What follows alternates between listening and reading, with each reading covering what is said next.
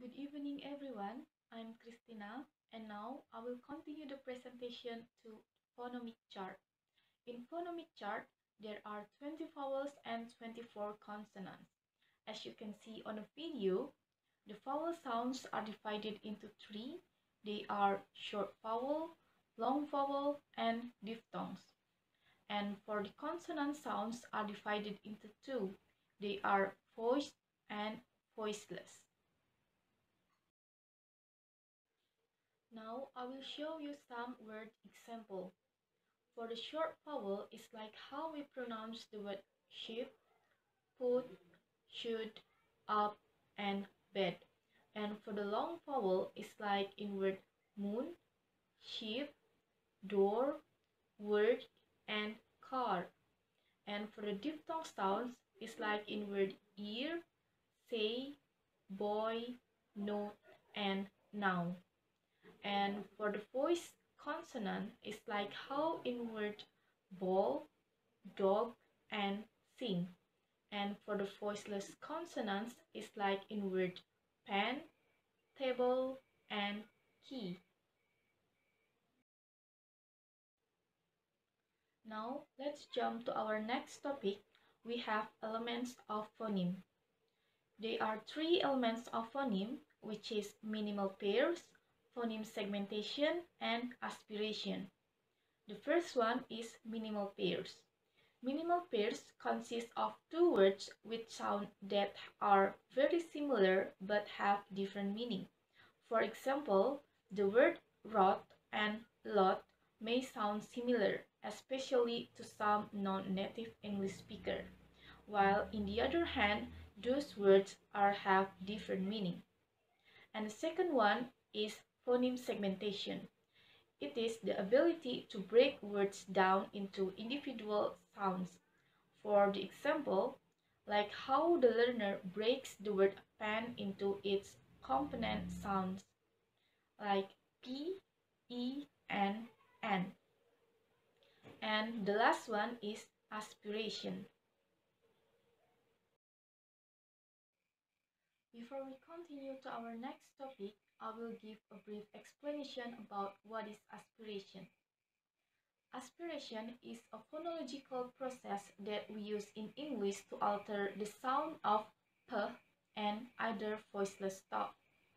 Alterations are often made in order to make the word easier for the speaker to articulate or for the listener to hear, and as a result are considered more efficient.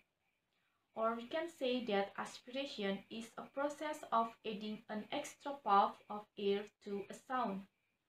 There are two types of aspiration, which is voiceless stop aspirated and voiceless stop unaspirated. Voiceless stop are aspirated at the beginning of a word and at the beginning of a stressed syllable. And voiceless stop are unaspirated at the beginning of an unstressed syllable. They are also unaspirated in any other position, like the end of the syllable or at the end of a word. In this topic, we will also find the allophone term. So, what is allophone? Allophone is a kind of phoneme that changes its sounds based on how the word is spelled. For the example, the l sounds is pronounced differently in love and wool. These two words contains of the allophones l. For some further example, the first one we have aspiration h or h. In modern English, p, ch, and k, which we already met in word tall, pole, and call. When we pronounce tall, pole, and call, we will find the sound of h in the end. It's called aspiration and signal in IPA transcription by adding a superscript h after the symbol in question. This means that p, ch, and k have the allophones p, t, and k. And the second one, we have unaspirated allophones. After we found plain, that we call unaspirated allophone. For the example, p, ch, and ch, as in word spill, still, and skill.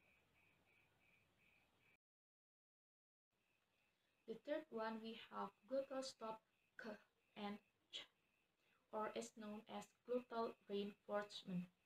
The first one, we have glottal stop k.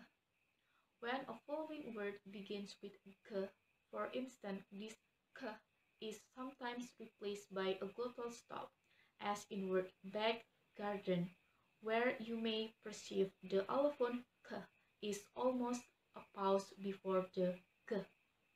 And the last one, we have glottal stop ch. Glottal stop are increasingly found in no-standard accent in forms like statement, seatbelt, and butter, which mean that the glottal stop in English can be an allophone of both k and ch. Well, that's all from me, and the presentation will be continued by my friends. Thank you.